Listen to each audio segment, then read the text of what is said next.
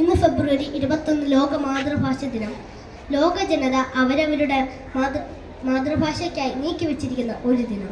എല്ലാ മാതൃഭാഷ ദിനത്തിനും നാം വള്ളത്തോളിൻ്റെ ഈ കവിവചനം ഓർമ്മിക്കാറുണ്ട്.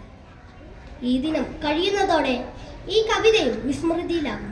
ഓരോ ഭാഷയ്ക്കും വ്യത്യസ്തങ്ങളായ നിരവധി സവിശേഷതകൾ ഉണ്ടാകും.